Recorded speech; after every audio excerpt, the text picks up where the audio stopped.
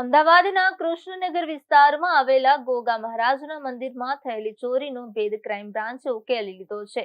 6 ડિસેમ્બરના રોજ મંદિરમાં ચોરીની ઘટના સામે આવી હતી, જેના પગલે ક્રાઇમ બ્રાન્ચે તપાસ શરૂ કરી હતી।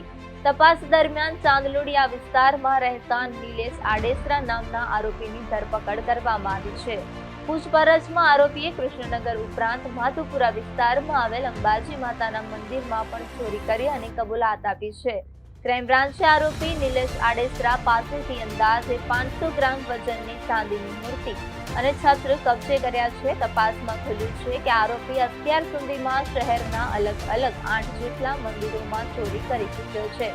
આરોપી ખાસ કરીને એવા મંદિરોને નિશાન બનાવતો હતો જ્યાં તાળું ન હોય। તે પહેલા મંદિરમાં અંદર જઈ આરતી અને પૂજા કરી ચોરીને અંજામ આપતો હતો। પોલીસ તપાસમાં વધુ ખુલાસો થયો છે કે આરોપી પોતાની પત્નીની ડિલિવરી માટે પૈસાની તંગી હોવાને કારણે ચોરી કરતો હતો।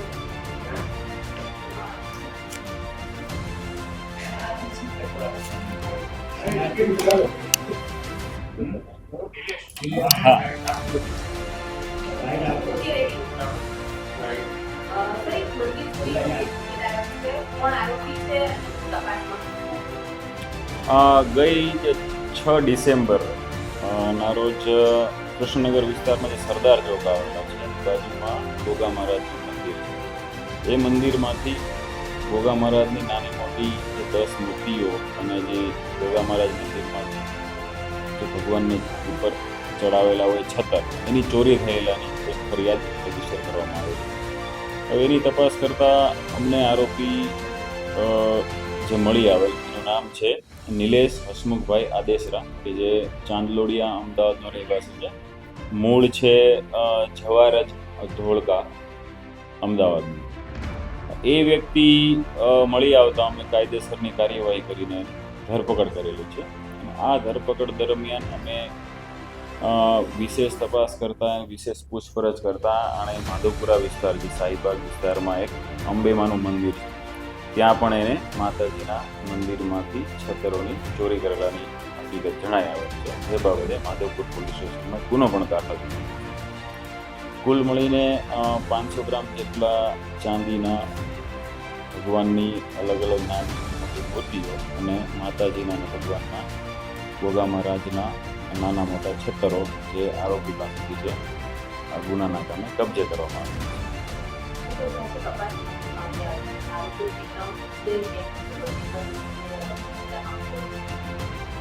આરોપી પોતે સોની કામ જાણે છે અને પોતે છૂટક મજૂરી કામ કરે છે। ઇમિટેશન જ્વેલરી બનાવવાનું હોય, સ્ટોન લગાડવાના હોય ઇમિટેશન જ્વેલરીમાં, પછી જ્વેલરી જે ફિનિશિંગનું જે આર્ટ મજૂરી કામ હોય એવા કામ પોતે કરે છે, પોતે જાણે છે। આરોપીની પત્ની ની ડિલિવરી કરવા માટે એને નાણાકીય સકળામણ હોય, એને પૈસાની જરૂર પડતા એને ચોરી કરેલ હોવાની કબૂલાત કરેલી છે। અને એ ચોરી કરવા માટે જે તે વિસ્તારમાં ફરતો અને ભગવાનના જે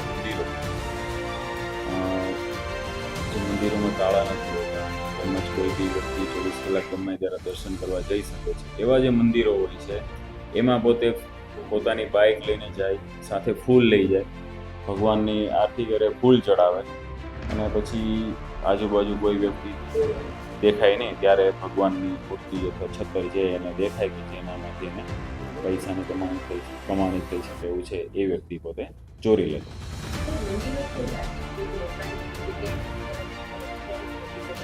મંદિરોમાં તાળા નથી તો એવા મંદિરની ટાર્ગેટ કરે છે, એટલે ઇઝીલી જે ચાંદી અથવા જે બી ભગવાન અથવા માતાજીની જે બી ચડાવેલી વસ્તુઓ જે કિંમતી હોય છે, ચાંદી અથવા કદાચ સોનું પણ હોય છે, પણ આ કેસમાં આપણને ચાંદી મળે છે। એ વસ્તુ એને ઇઝીલી પ્રાપ્ય હોય છે અને મંદિરમાં તાળા નથી હોતા એટલે ઇઝીલી દર્શન કરવા કોઈ પણ દર્શનાર્થી મૂર્તિની એકદમ સમીપ પહોંચી શકતા હોય છે અને મોકો જોઈને એ મૂર્તિ અને છતરની લઈ લે।